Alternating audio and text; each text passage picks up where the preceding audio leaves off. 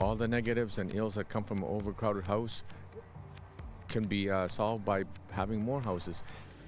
Tonight, the government of Nunavut is pleased with announcements by Prime Minister Trudeau to invest in the territory.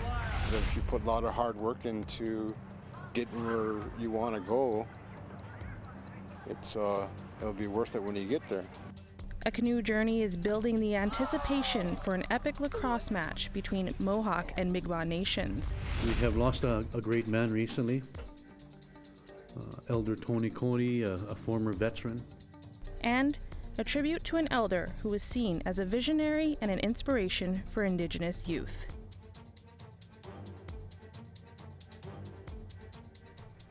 Good evening and welcome to your Friday edition of APTN National News. I'm Brittany Hobson. The Prime Minister's two-day visit to Nunavut wrapped up today. Following yesterday's marine wildlife management announcement, Trudeau and his ministers recommitted to previously allocated funds for housing. He also introduced Nunavut residents to their Liberal candidate for October. This from Iqaluit. Fresh off a plane from his visit to Arctic Bay, Prime Minister Justin Trudeau met the Liberal Party faithful in Iqaluit's Blackheart Cafe last night to announce their Nunavut candidate in October's federal election. That's why I'm so excited that your voice in Ottawa will be none other than this extraordinary, bright young leader, Megan Pizzolaya. The 31-year-old Inuk woman will carry the red banner in October. She spent a decade in Iqaluit, currently lives in Rankin Inlet, and is from Toloyawak originally. She covers all three of Nunavut's regions. It could be a two-way race between her and former Conservative Cabinet Minister Leona Aglukkaq, as no other party has declared a Nunavut candidate yet.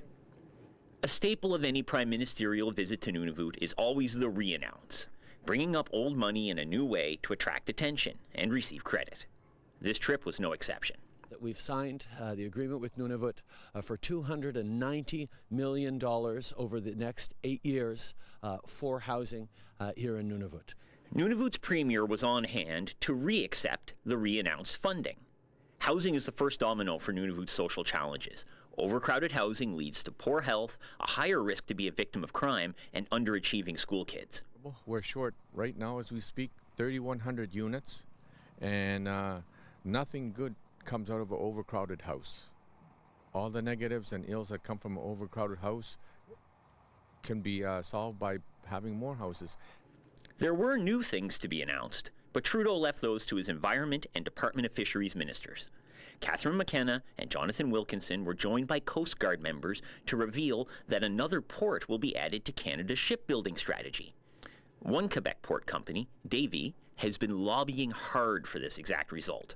We asked Wilkinson whether this announcement could be perceived as handing a huge contract to a Quebec company right before a federal election. So we are looking to add a third yard. There will be a process through which folks can apply. One of those may be Davy, there may be others. And we will go through a rigorous due diligence process. And with the retreat of the feds, Nunavut's time in the political spotlight is done for now. Hands were shaken and selfies were shot. The real referendum on Liberal policies in Nunavut is in October, election night. Technically, the campaign hasn't started yet, but it sure looked like election politics over the last 2 days in Nunavut. Ken Driscoll, APTN National News, Iqaluit.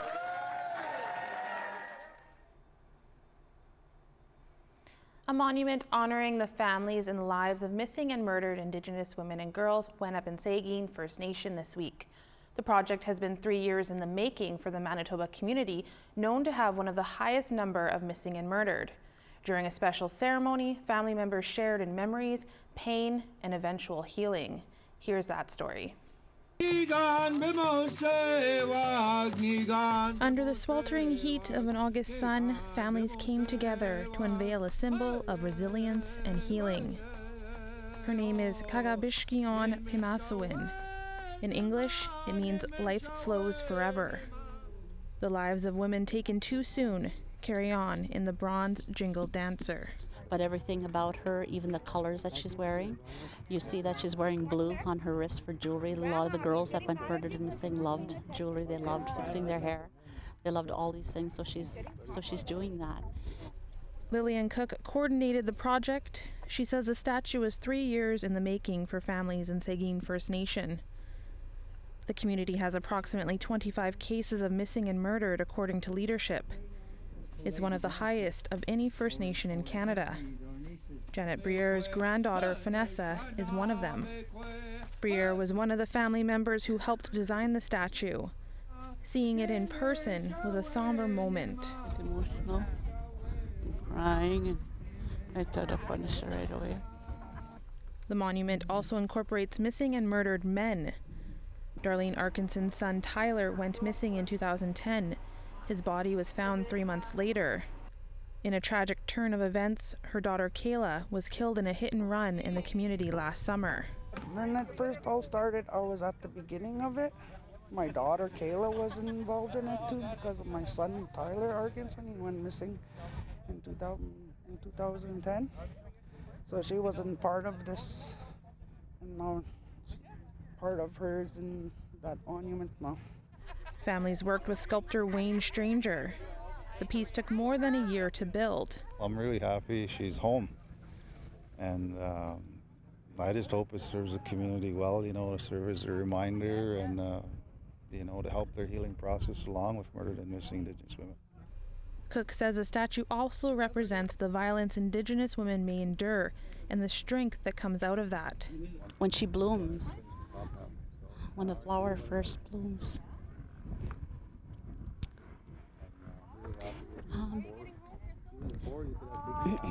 she's beautiful when she blooms, hey? And you see her and her just vibrant and just beautiful and strong and healthy. So when she blooms, that's what you see. The monument is just the beginning. The space will also be home to a park and a plaque with the names of the missing and murdered.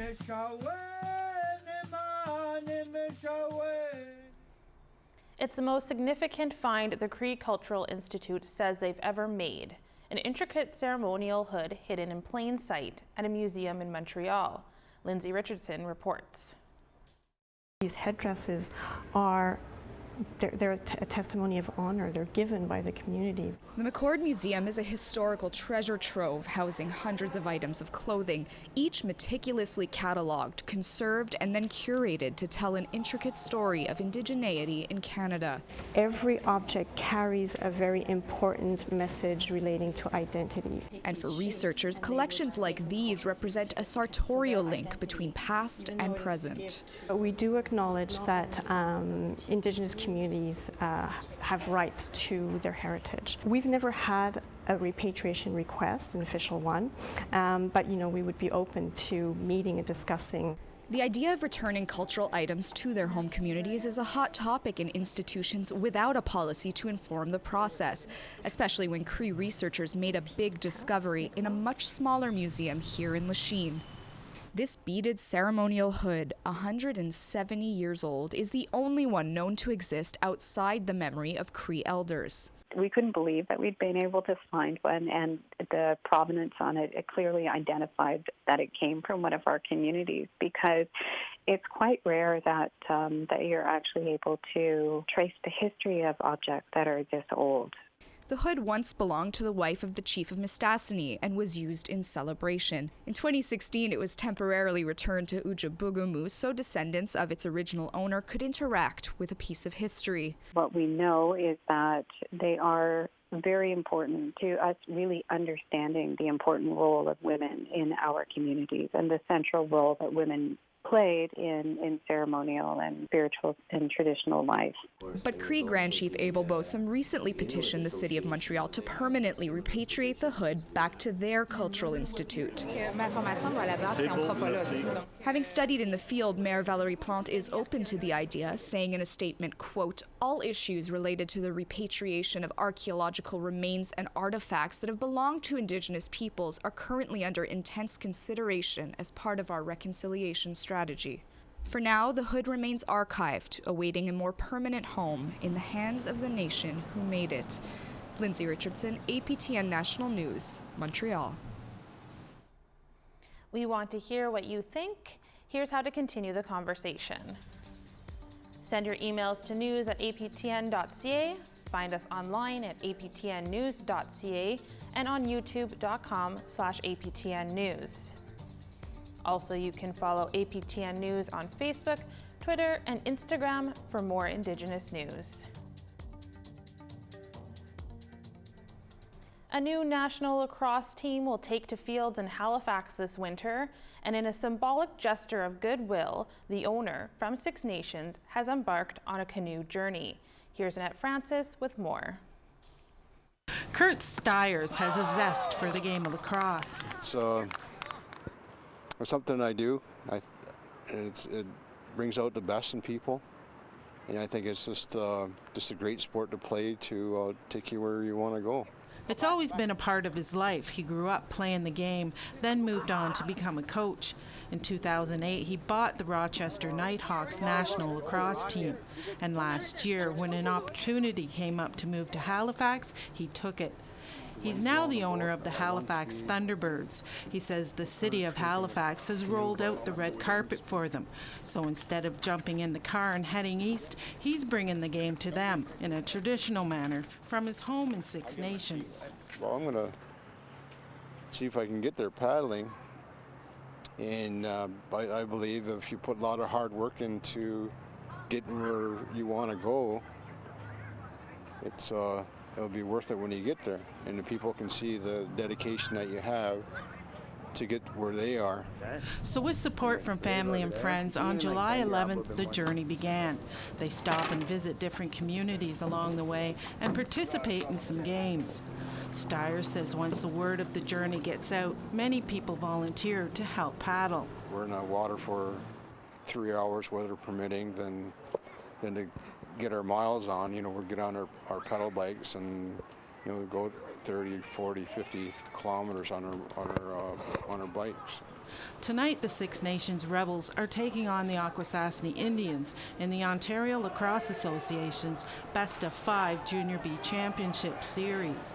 It's a full house. Among the crowd is Ryan Jacobs. He says lacrosse is an important part of their culture, so he's pleased to see that the game will head to Halifax. He has a big hand in helping promote the game, and he does a lot for his community to be able to make sure that we're able to play lacrosse over there. According to Stiers, they plan to reach their destination by mid-August, but he's already got bigger plans. One of my goals is to have to reach the World Championship and be the champion of the world at the box, not the field.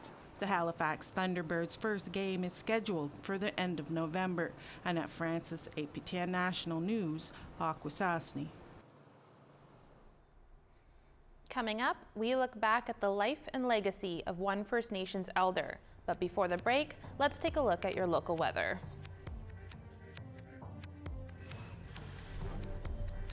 Here is Saturday's weather forecast starting on the East Coast. 15 in rain in St. John's, 28 in Halifax, 9 in Nain, 11 degrees in La Grande River. In Quebec City, 28. In Montreal, 30 and rain. In Peterborough, 29. I have 30 in Toronto. In Timmins, 21 and sun. In Wawa, 22. In northern Manitoba, 28 in God's Lake, Thompson, Puckatawagan. 31 degrees in Gimli and Winnipeg. In Saskatchewan, 28 in Regina, cloudy and 27 in Saskatoon, 24 in La Ronge and Meadow Lake.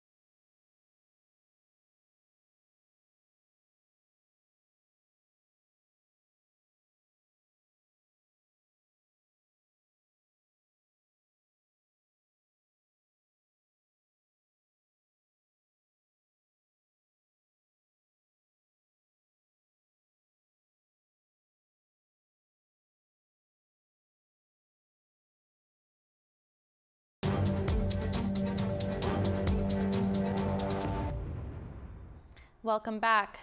An artist from the Musqueam First Nation is using his talent to create stunning Indigenous-inspired artwork. A father of 6, his art also supports his family, and as much of his work is proudly displayed in his community. CTV's Creason Ajikute introduces you to Dallas Gordon. About 3 weeks. It wasn't all done at once. When Dallas Gordon picks up the paintbrush, he listens to his heart. The big eagle came first, and then whatever we said and whatever I put on here, it just clicked, A bunch of wolves, and then I did Mount Rushmore there, Red Cloud, Symbol, Chief Joseph, Poundmaker. From this 18 by 8 foot mural to smaller pieces of art he raffles off to support his 6 children. Gordon has made thousands of paintings over the years. I always paint and draw every second of the day.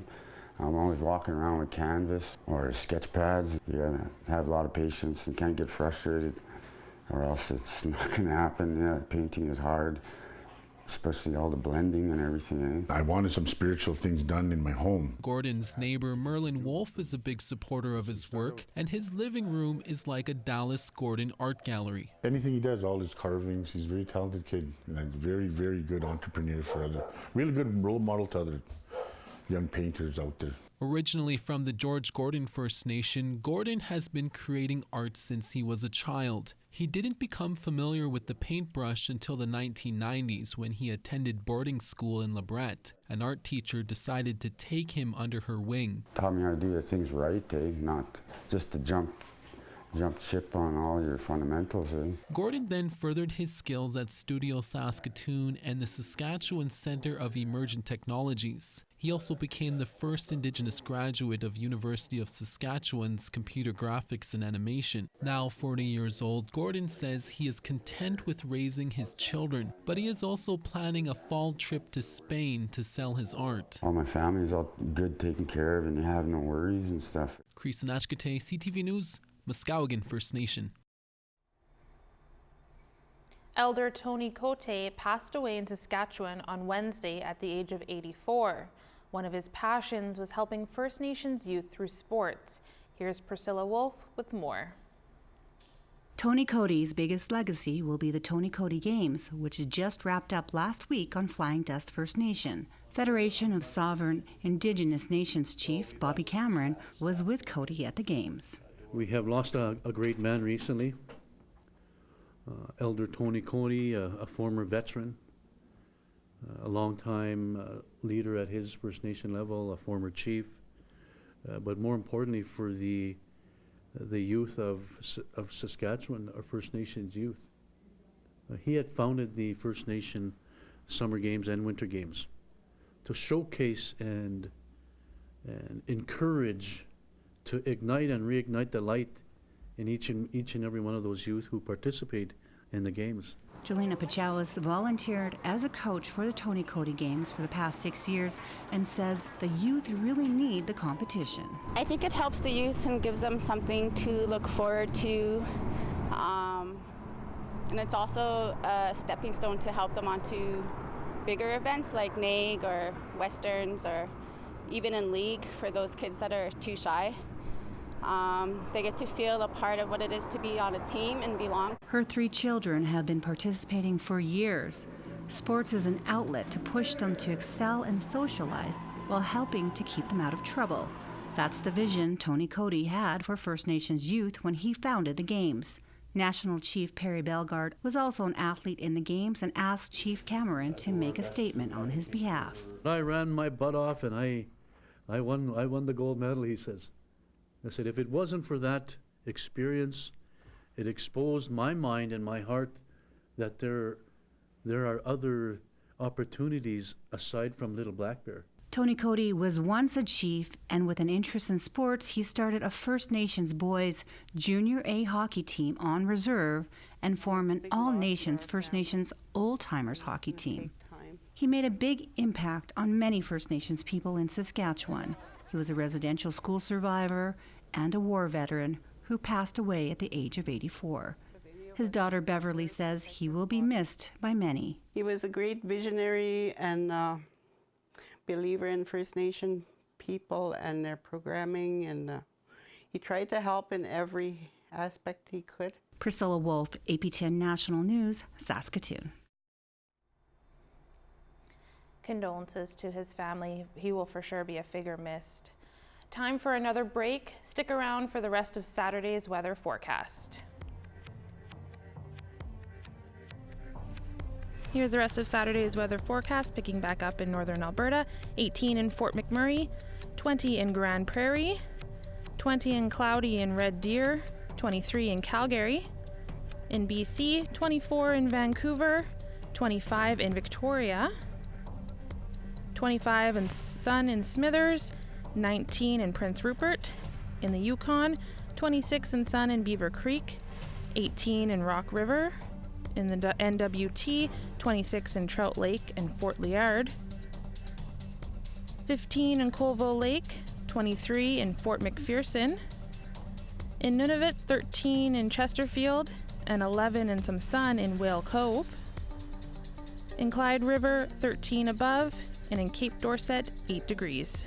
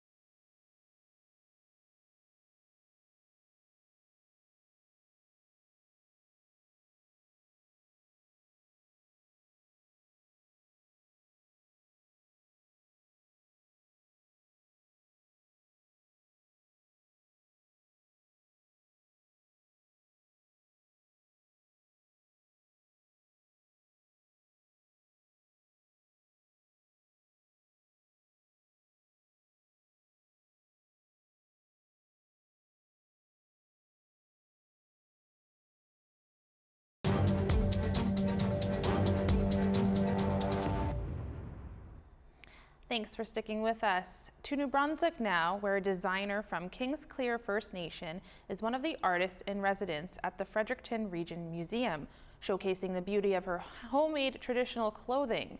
But as CTV's Jessica Ng learned, the healing dresses have also healed the designer. Carol Harquail prepares fabric for a ribbon skirt she's making today at the Fredericton Ridgen Museum. The Indigenous designer, who lives on Kingsclear First Nation, has her studio set up at the museum for the next couple of weeks as an artist in residence. I started making regalia when I organized Kingsclear's powwow and nobody had anything to wear. She hadn't made Indigenous sacred clothing prior to that 2013 powwow, and with extensive research, she taught a team how to make shawls. They made nearly 100, similar to this one. I allow that creative spirit to work for me. So I do a lot of praying and smudging, you know, through the whole process and try to stay clear. She has lost count of how many dresses and pieces of ceremonial clothing she's made since then. But the process of creation has remained very sacred for the Elsipogtog-born artist. Carol's work also helped guide her through her sobriety. When she first started making dresses, she was 5 years sober. So these healing dresses really helped heal Carol herself. It's changing one addiction for another, but healthier. Very, very bright and fun. I love the colors. I love just the patterns that are going on. It looks like a lot of hard work goes into them. Using different fabrics, Carol has been making a ribbon skirt each day of her residency. She says their shape, similar to a teepee, represents a connection to the earth. While the 40th Annual General Assembly is also taking place in the Elm City, Carol hopes her work interests both Indigenous and non-Indigenous peoples. I think that our culture is a huge part of who Canada is. Honoring tradition in a modern world. Jessica Ng, CTV News, Fredericton. Those are some lovely pieces. Now, to kick off your weekend, we'll introduce you to the newest resident of the Denver Zoo. This little lion cub was born last week. It doesn't have a name yet, and zookeepers are waiting until the mother is comfortable enough to check its gender. But it looks healthy, stress-free, and adorable. That's your APTN National News for this Friday. For the latest, visit our website, aptnnews.ca. Make sure to check out the website tomorrow at 10:15 a.m. Central, where we will be live streaming a special ceremony in honor of Sergeant Tommy Prince. I'm Brittany Hobson. Thanks for tuning in, and have a great weekend.